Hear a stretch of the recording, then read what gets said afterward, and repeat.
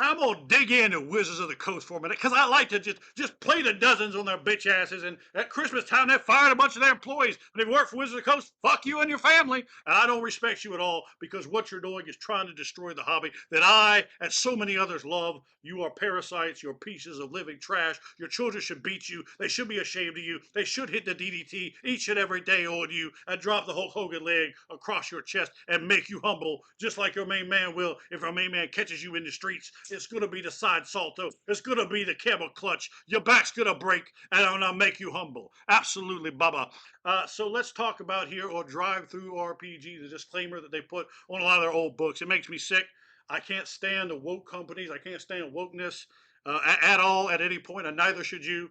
And if you do, well, fuck on you then too. It's really a despisable thing, and it's certainly a disgusting thing to try to bring that into a game or its creativity. You're trying to stifle creativity to push off your pathetic agendas, and that's something that if you look at like the 1980s, we'd see the same thing with the comic book code from a right wing part in the 1980s. We were talking about second edition books. We had Batazu and Tenari, and we didn't have half orcs and we didn't have assassins because all that shit. Oh no, no, the right wingers didn't like that, and fuck on them too. That was absolutely ridiculous, and this is absolutely as well ridiculous. I don't want to see your foolishness, your politics. I don't want that in my game. I don't want it at all. I think the people at Wizards of the Coast are horrendous, horrendous stewards of the hobby. You guys are stewards of our wonderful, glorious, amazing, beautiful hobby. And all you're trying to do is just greedily, with utter greed, rape every penny you can out of it under the mantra of everything is just as good as everything else. Everything, every type of gaming, every way of gaming is equally as valid. It's not better to do it this way or that way. You want to get inside the mind. You want to get the immersion. And if you're not playing that immersive style, you're playing in a game that's not any good. And you need to try to learn to do better than that. It would be like saying that if you assembled a team with Babe Ruth and King Griffey Jr.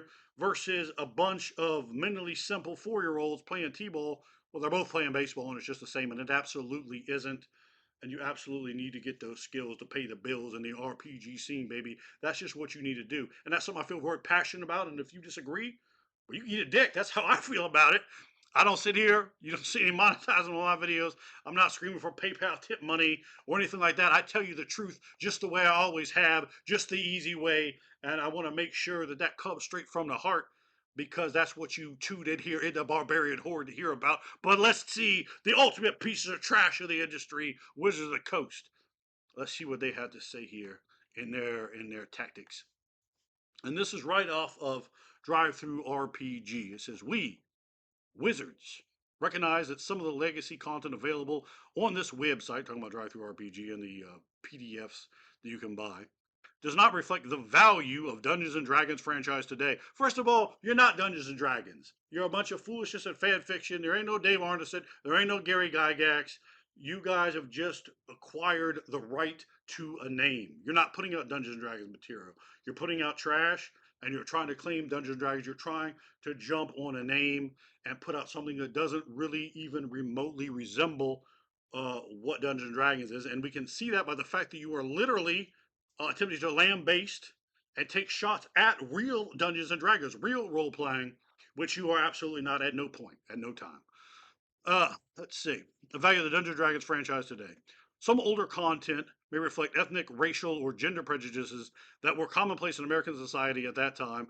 These depictions were wrong then and are wrong today. The content is presented as it originally created because to do otherwise would be the same as claiming these prejudices never existed. Now, that has nothing to do with anything. The fact that they're going to present it the same way is just the fact that all they're trying to do is cash in on it and to put together a piece of stuff here to go, okay, super far left people, don't freak out if you hear something that you don't like, right? Because we want to make sure that we're still catching all that money and money even for people like myself that aren't going to buy the trash of 5th edition, of 4th edition. I won't be buying 6th edition. We'll be putting a bionic elbow on them if I happen to see them, absolutely, at all times and continuously, catching them for a 1, 2, 3. So That's really what they're trying to say here.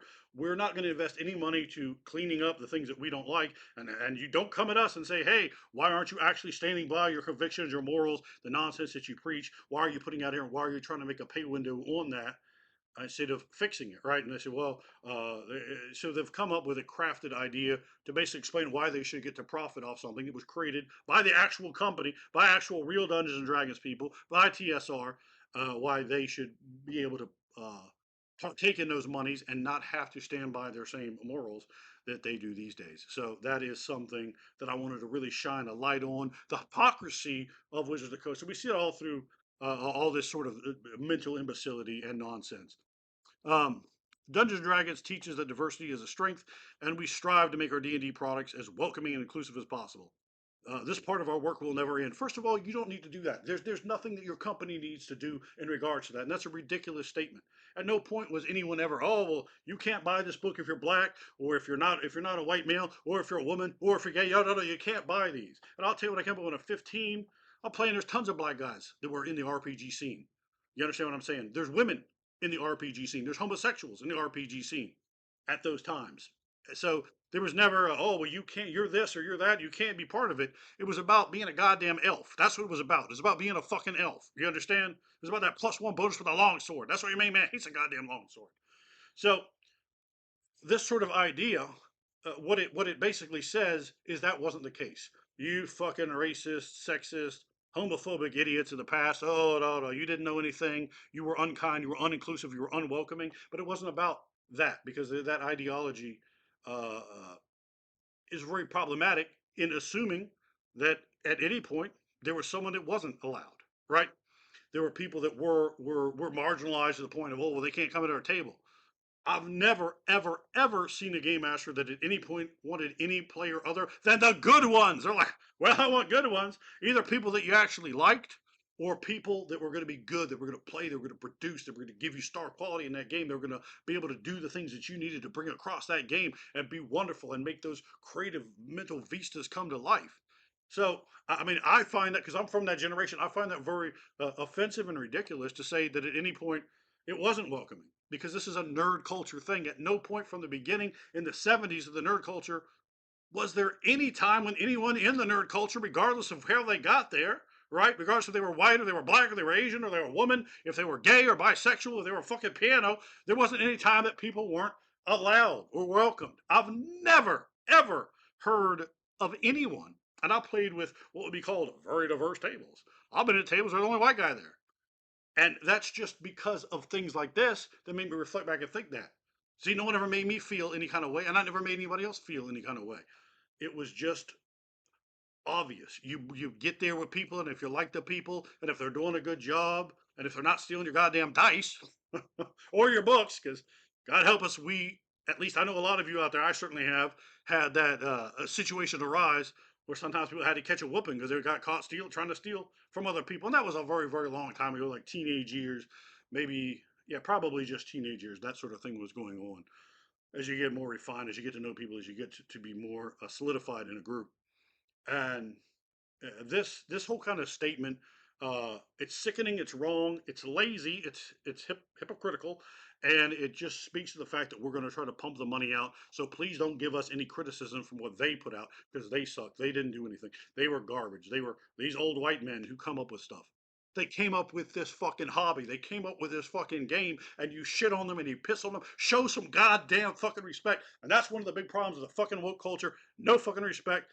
And it is absolutely, positively disgusting. I know a lot of you hit the like button out there if you feel the same way as your main man does. You understand what I'm saying? Because it's about fucking a little bit of respect for these people who gave us this amazing hobby that we all share. Don't sit there and piss on them and act like that they were these fucking horrible people, right? Because something isn't in your degree as a woke company of a political vogue, right? Maybe, oh wow, the Oriental Handbook didn't have all this stuff that a fucking scholar of Orient would have because it wasn't that. It was kung fu movies attempting to be integrated into Dungeons and Dragons. That's what it was. It was Kwai Jane Kane. You understand what I'm saying? It was Bruce Lee that they were trying to import in and trying to get that fandom, trying to get that idea because that sort of thing pleased them and excited them, and they wanted to try to bring that in and to honor that because they weren't scholars of Asian history. They weren't scholars of Middle Eastern history, but they tried to reach in and bring these sort of things in to bring this element in. You understand? They were Dungeons and Dragons was created as a European role playing game based off of Tolkien, and Tolkien world is Europe. It's England, and it has that Nordic influence. So this is all a European aspect, but that's your base stock area. There's no reason, as we see with Oriental Adventures, you can't go into Japan, you can't go into China, you couldn't go with Al Qadim into Iraq or to earlier things, like ancient Egypt, Mesopotamia, the heart of Africa, South America, pre-Columbianized North America. You could go into all these places and make them fantastic, right? You could go into all the places you could possibly imagine because that's what the game is. It's about imagination. It's about beauty. It's about connection. It's about making real bonds in the real world with real people through make believe silliness. Because you take the silliness fucking serious and you get in there and you don't shit on it. You don't shit on the people who were amazing enough to create this stuff for us. So I find that very offensive. I find the implication of it very offensive. I'd like to give a few smacks to some of the people at Wizards of the Coast, as is well known, as is well documented. Not a fan of theirs at all. Absolutely not. Not a fan. So I just wanted to talk about that because every time I come on here on Drive Through RPG and I start looking through these books, and I've gotten a few of them print on demand, and I really hate to give Wizards of the Coast any penny of my money at all. And I tell all of you out there, don't buy Magic cards. Don't buy anything from Hasbro. Let Hasbro fail. Let it fall. And maybe, just maybe, somebody better who will be a better custodian for Dungeons and Dragons, who will be a better custodian. Whether you think about Dungeons and Dragons this way or that way, it is the hallmark of our hobby, and people will come in and play Dungeons and Dragons, or they'll play nothing.